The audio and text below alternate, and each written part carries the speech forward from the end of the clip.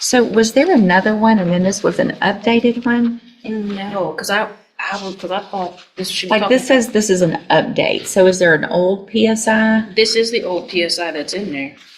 There isn't an updated one. She said the only update is this cover page. Reflected on the cover page. Right. So I don't know what that means. The only change reflected is the cover page. They didn't do it updated. Because I spoke with Miss Johnny and she said this is the same one from the last PSI. The old one is. Here's both of them. I guess I don't understand why we got two. I'm very confused. Well, this was Remind me. where she had pled when you refused to go along with it because she didn't accept responsibility for the crime. Uh-huh. And then we came back and she did accept responsibility, so we re-pled for the same. Okay. There was a different attorney involved on the first time and then I was appointed. Yeah, she pled in May of last year. Was full deferred with Tom or back.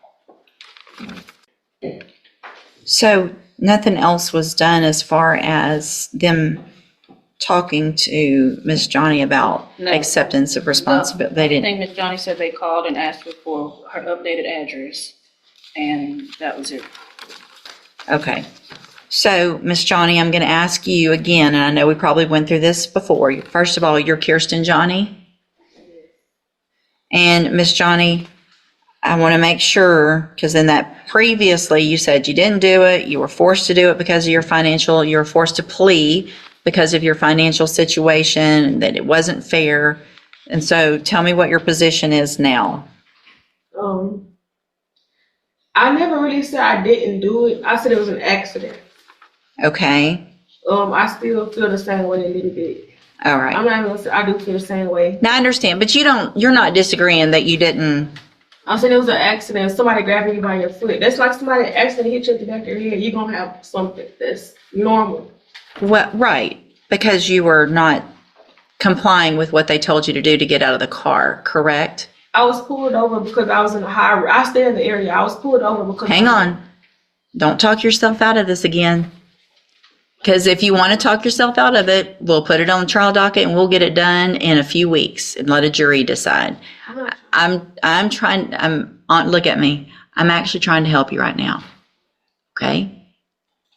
If you had complied and just done what he asked you to from the very beginning of that stop, none of this would have happened. Do you agree or disagree with that?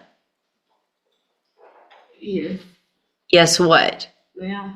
No, do you agree? Listen to the question. Do you agree with that statement or do you disagree with that statement? I don't want to lie. You don't like it, do you? You don't think he should have done that? It's not that. I feel like we was pulled over for no reason. If you follow. It doesn't matter if you were pulled over for no, listen to me. This is why we're hearing stuff all over in the news. It doesn't matter what you think. If a cop pulls you over, then you take the ticket for not wearing your seatbelt. This is all over not wearing your seatbelt. And here you are in felony court and you're still not taking responsibility for the fact that he said, hey, ma'am, do this. And you said, I don't think you should have pulled me over. So I'm going to do whatever I want to do. And I'm going to lodge my foot against the door and I'm not going to get out. I'm going to make you drag me out of my car and then I'm going to kick you because you shouldn't have pulled me over in the first place. When all you had to do was get your ticket, go to JP court and try to fight it there legally. But here you are in felony court for a second-degree felony instead.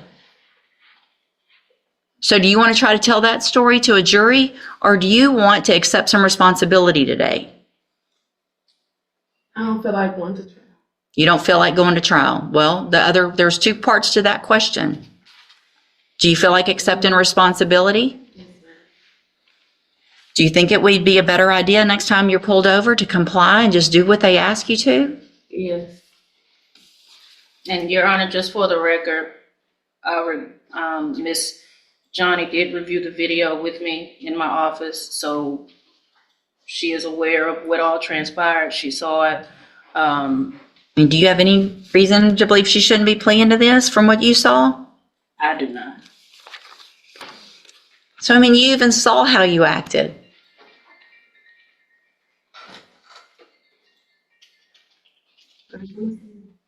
It's probably a good idea. All right. I'm going to find that you previously entered your plea of guilty freely and voluntarily. I'm going to find sufficient evidence to find you guilty. I'm going to follow the agreement that you made with the district attorney.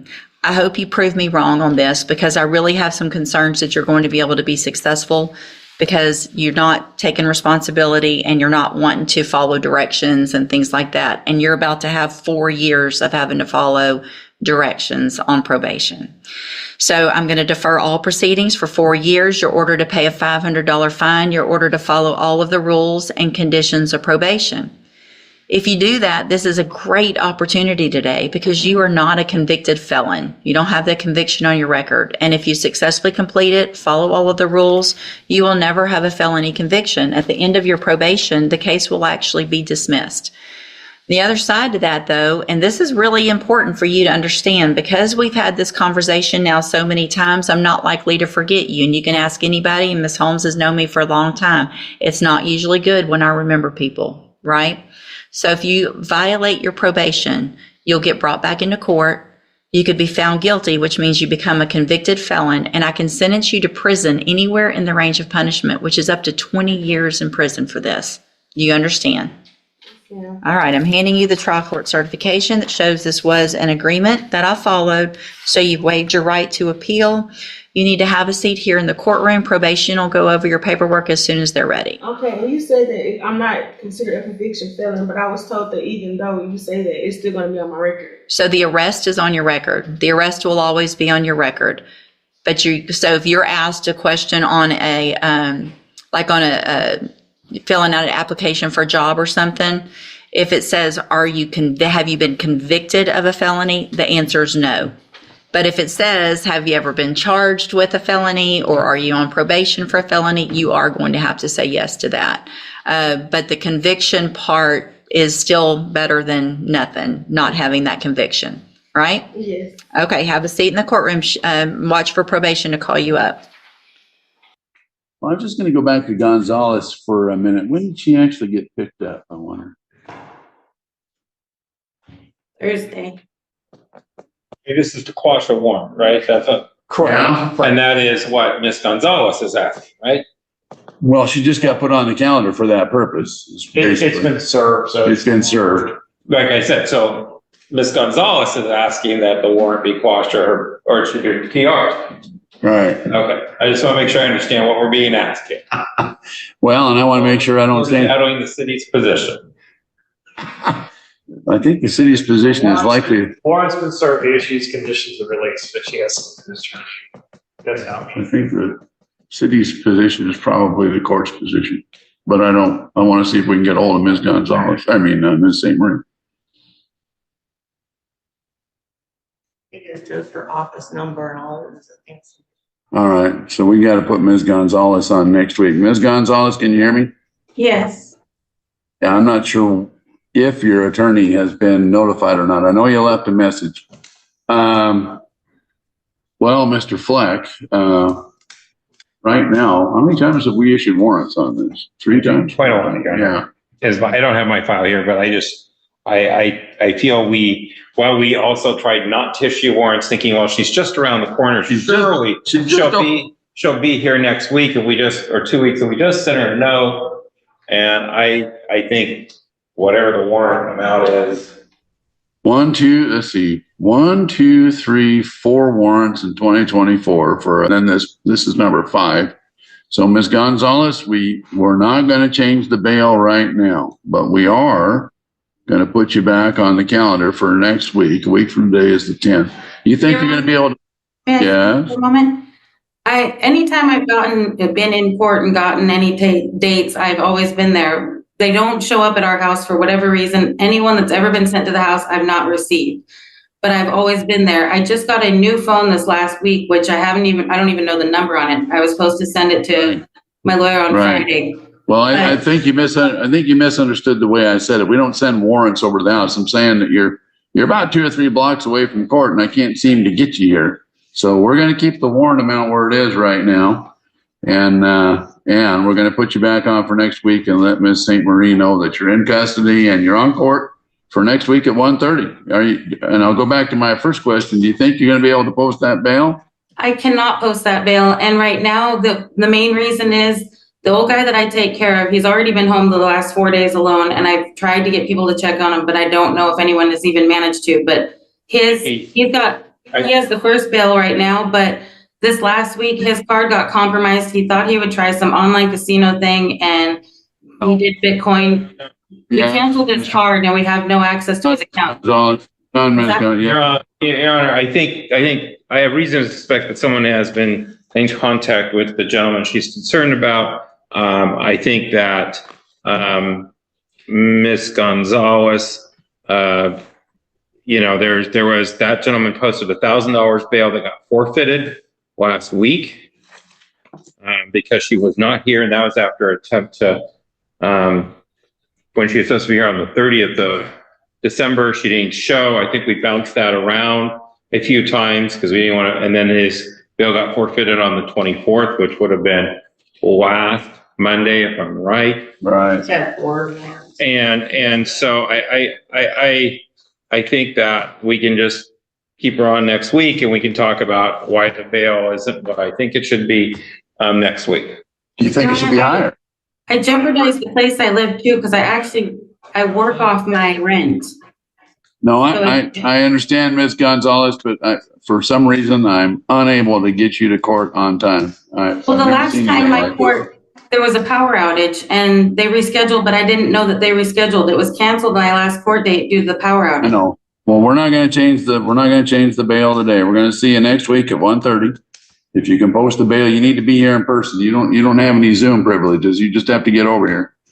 Could you look for the bail or something? Because I could lose the place I live if I can't get out to take care of him. Well, I honestly, that is not my responsibility. My responsibility is to get you to court on time, and that has proven to be trying to part the Red Sea. We'll see you next week. We'll try to see you next week at 1:30 in custody or out, but you got to be here in person. Most of it. See you next week. Mailed it to the wrong house though, and that was proven. Oh, no. You've lived it all the way since I've been here, and I can't get you to court. But they've been sending it to Robinhood. You want to keep arguing with me, or do you want to be here next week at 1:30? That's an yes or no question. You'll be here next week at 1:30. No more arguing. Please. I can't take it. See you next week. This hearing opened with a procedural dispute about the pre-sentence investigation. The defense and probation officer were unclear whether an updated PSI existed. The only change appeared to be a revised cover page. Counsel confirmed there was no substantive update and that the earlier PSI remained the operative document. That technical confusion framed the first part of the proceeding, and the judge pressed the parties to clarify which version the court would rely on. Next, the court addressed Kirsten Yanni. The judge revisited Ms. Johnny's prior statements. She had earlier resisted accepting responsibility, citing financial pressure and earlier counsel. Today, she characterized the incident as an accident and acknowledged ambiguity about whether she complied with officers at the traffic stop. The judge repeatedly pressed her on responsibility and compliance, emphasizing the practical choice she faces. Accept responsibility now under the plea agreement, or elect trial and let a jury decide. Ms. Johnny said she had reviewed video evidence in defense counsel's office and conceded she did not have a basis to contest the officer's depiction. The judge accepted her prior guilty plea as knowing and voluntary, then followed the plea agreement by deferring adjudication for 4 years, imposing a $500 fine and requiring strict compliance with probation conditions. The judge made clear the benefit to Ms. Johnny. Successful completion will avoid a felony conviction, but warned that any violation could result in a full adjudication and exposure to a prison term up to 20 years. The court emphasized that the arrest stays on her record, even if she avoids a conviction. The calendar then turned to Ms. Gonzalez and a separate procedural matter. Multiple warrants had been issued for her failure to appear. The judge reviewed the history, several missed court dates, a previous bail forfeiture, and inconsistent contact information. Counsel and the court discussed whether to quash the warrant or adjust bond. The court declined to reduce bail and instead reset the matter for 1 week, requiring her in-person appearance at 1:30 next week. The judge warned that the bench expects her to be physically present, no Zoom, and that repeated failures to appear will justify higher bail or other Sanctions. Ms. Gonzalez explained financial difficulties, a caretaker's compromised account, and claimed some missed notices. But the court stressed that personal circumstances do not excuse multiple missed court dates. The judge instructed the clerk and defense to ensure next week's coordination and to notify counsel in custody if needed. Across both matters, the judge's tone was consistent and instructive. The bench repeatedly emphasized personal responsibility, compliance with legal process, and consequences. Where defendants acknowledged mistakes and accepted responsibility, the court showed willingness to follow negotiated outcomes, but only conditionally. Where defendants missed appearances or failed to cooperate, the court signaled a lower tolerance and a propensity to impose more severe procedural responses, warrants, bail adjustments, or revocation.